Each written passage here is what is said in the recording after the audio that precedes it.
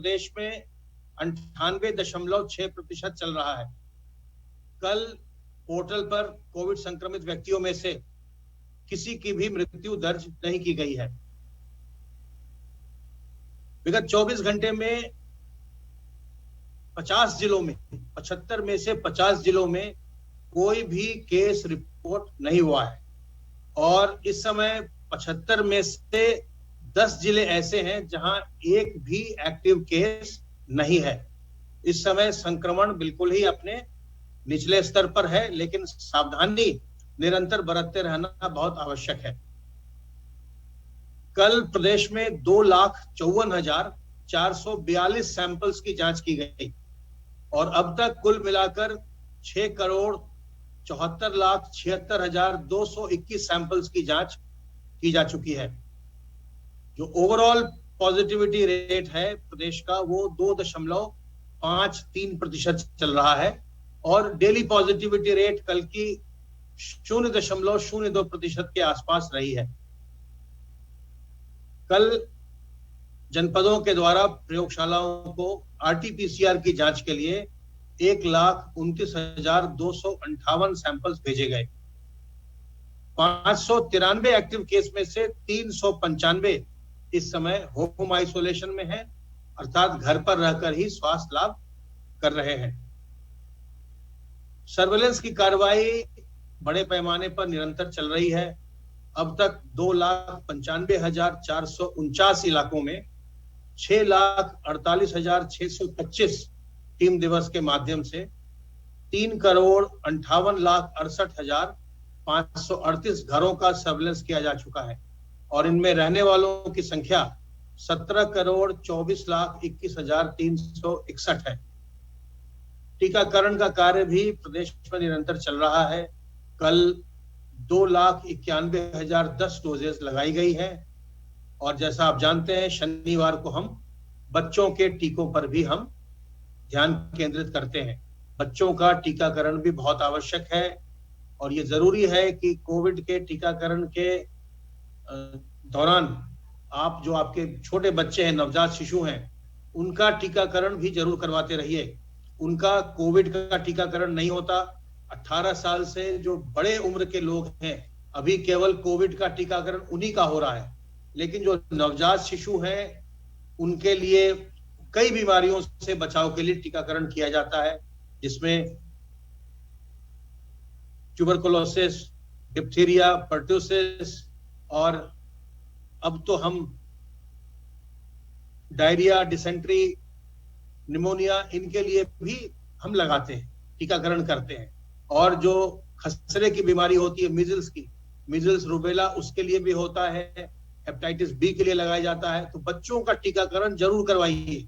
अपने छोटे बच्चों का टीकाकरण अगर आप समय से पूरी तरह से टीकाकरण करवाते हैं तो बच्चे जब बड़े होते हैं तो उनको कई तरह की बीमारियां नहीं होती हैं।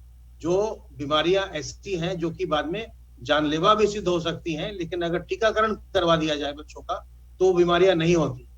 ऐसे ही जो गर्भवती महिलाएं हैं और जो महिलाएं स्तनपान करवाती हैं, अब उनके लिए भी कोविड का टीकाकरण उसकी अनुमति दे दी गई है, तो उन्हें भी अपना कोविड का टीकाकरण करवाना चाहिए।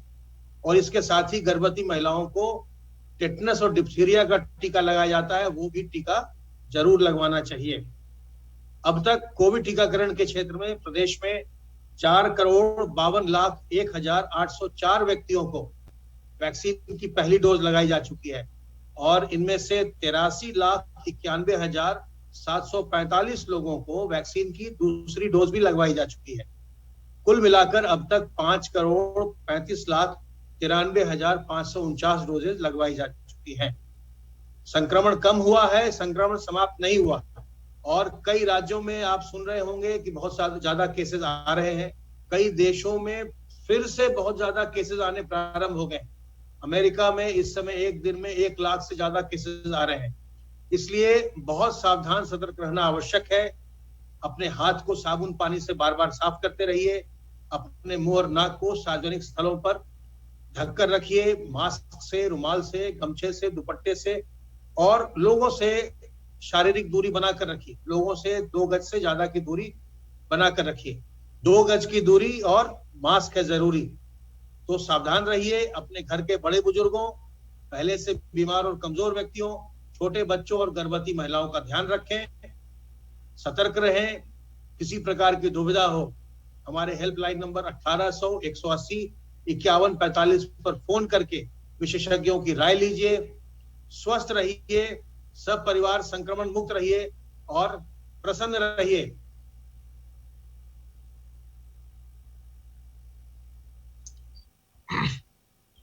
धन्यवाद अमित जी। आपने जैसा बताया, प्रदेश में कोरोना का संक्रमण अब न्यूनतम स्तर पर है और मैं यहाँ बताना चाहूंगा कि माननीय मुख्यमंत्री जी के निर्देशन में, उनके मार्गदर्शन में जो 3T, ट्रेस, टेस्ट और ट्रीट की जो नीति अपनाई गई और उसके साथ साथ अभिनव प्रयोग किए गए इन तीनों कामों के लिए, उसका परिणाम है कि 30 अप्रैल को जहां 3,10,000 कुल मामले थे, वो आज घट के 593 रह गए हैं और जहां प्रतिदिन आने वाले मामले 23 अप्रैल को 38,000 थे, वो आज घट के 58 रह गए हैं। और कुल मामले भी जो है वो केवल 593 रह गए हैं। ये दर्शाता है कि माननीय मुख्यमंत्री जी के निर्देशन में जो 3T का फार्मूला अपनाया गया, जिसमें कि अग्रेसिवली ट्रेस कर करके टेस्ट, अधिक से अधिक टेस्ट किए गए, ये निगरानी समितियों के माध्यम से और स्वास्थ्य विभाग की विभिन्न टीमों के माध्यम से जो घर घर जाकर लक्षण युक्त व्यक्तियों की तलाश की गई, अग्रेसिवली जाके तलाश की गई, देश में और विदेश में कहीं पर भी इस तरह का उदाहरण नहीं है। और ये यूपी मॉडल है जिसके अंतर्गत ये पूरी प्रक्रिया अपनाई गई और एक अभिनव प्रयोग किया गया और लगभग 24 करोड़ में से 17 करोड़ 24 लाख की जनसंख्या तक हमारी टीमें पहुंची हैं और घर घर जाकर लक्षण युक्त व्यक्तियों की तलाश की है और जहां भी लक्षण पाए गए हैं तुरंत उनका टेस्ट कराया गया है। टेस्ट कराने के बाद उन्हें अस्पताल में सुविधाएं दी गई हैं, उनका ट्रीटमेंट किया गया है। इसके साथ साथ मैं ये बताऊंगा कि टेस्ट की भी एक रणनीति जो अपनाई गई है, अभी भी केवल 58 मामले आए हैं, परंतु टेस्ट जो है वो 2.25 लाख से 2.5 लाख के आसपास प्रतिदिन हो रहे हैं। टेस्ट की संख्या घटाई नहीं जा रही है। इनफैक्ट माननीय मुख्यमंत्री जी ने टीम 9 की बैठक में निर्देश दिया है कि टेस्ट को 2.5 लाख के आसपास रखा जाए ताकि ज्यादा से ज्यादा लोगों का टेस्ट हो और जल्दी से जल्दी जहां कहीं भी संक्रमण इनिशियल स्टेज पे हो, प्रारंभिक अवस्था में हो, वहीं उसको चिन्हित करके वहीं पर सीमित किया जाए ताकि इसको और फैलाने से रोका जा सके। ये अभिनव प्रयोग उत्तर प्रदेश मॉडल के ही है। इसका परिणाम ये है कि जहां आज देश में कई प्रदेशों में 19,000, 8,000, 7,000, 4,000 प्रतिदिन मामले आ रहे हैं, वहीं प्रदेश में केवल 58 मामले आए हैं। और इसी तरह जैसा कि अपर मुख्य सचिव स्वास्थ्य ने बताया, कई देशों में, अमेरिका में 1 लाख और ब्रिटेन में 30,000 प्रतिदिन मामले आ रहे हैं, वहीं उत्तर प्रदेश में केवल 58 मामले आ रहे हैं। तो ये उत्तर प्रदेश का जो यूपी मॉडल है, जिसमें कि टीकाकरण को भी बहुत तेजी से बढ़ाया जा रहा है और अब तक 5 करोड़ 35 लाख डोजेज जो है दी जा चुकी हैं। आज रविवार का दिन है, आज और शनिवार और रविवार के दिन बच्चों के टीकाकरण पर जोर होता है, इसलिए इधर आज और कल की प्रोग्रेस नहीं है, परंतु टीकाकरण बहुत तेजी से कराया जा रहा है। अधिक से अधिक लोगों को, अभी कुछ दिन पहले एक दिन में 28 लाख लोगों को टीका लगाया गया। तो प्रदेश सरकार की जो रणनीति है उसका असर दिखाई दे रहा है। माननीय मुख्यमंत्री जी जो कि स्वयं उन्होंने 40 जनपदों और 18 मंडलों का निरीक्षण किया, अस्पतालों में जाकर वार्ता की, मरीजों से जाकर वार्ता की, कंटेनमेंट जोन्स में गए, पूरी समीक्षा खुद की और निर्देशन किया और स्वास्थ्य विभाग के कर्मचारियों का प्रोत्साहन किया, तो उसका परिणाम है कि आज प्रदेश में संक्रमण न्यूनतम है। इसके साथ साथ मुझे ये भी बताना कि माननीय मुख्यमंत्री जी ने आज बाढ़ राहत कार्यों की भी समीक्षा की थी। प्रदेश के कुछ जनपदों में इस प्रकार के जो है वो खबर है कि बाढ़ का पानी जो है कुछ गांव में आया है। आज माननीय मुख्यमंत्री ने कल इटावा, औरैया और जालौन के जिलाधिकारियों को निर्देशित किया था और आज जालौन के उरई क्षेत्र के कुछ क्षेत्रों में जो कि जहां पानी अधिक भर गया है, वहां पर हेलीकॉप्टर के माध्यम से भी खाद्य सामग्री आज गिराई गई थी। लगभग 5,000 पैकेट खाद्य सामग्री के हेलीकॉप्टर के माध्यम से भारतीय वायुसेना का सहयोग लिया जा रहा है। भारतीय वायुसेना के इस हेलीकॉप्टर के माध्यम से खाद्य सामग्री गिराई गई थी।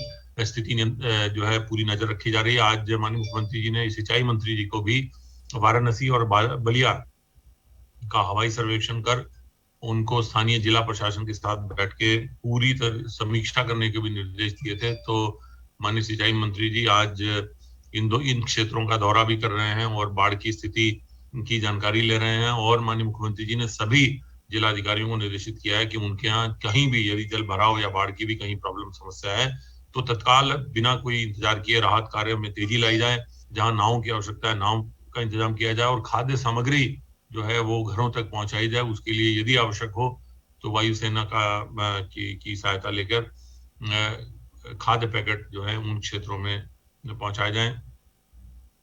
कल काकोरी ट्रेन एक्शन की पुण्यतिथि, कल उनका इनवर्स है दिवस है।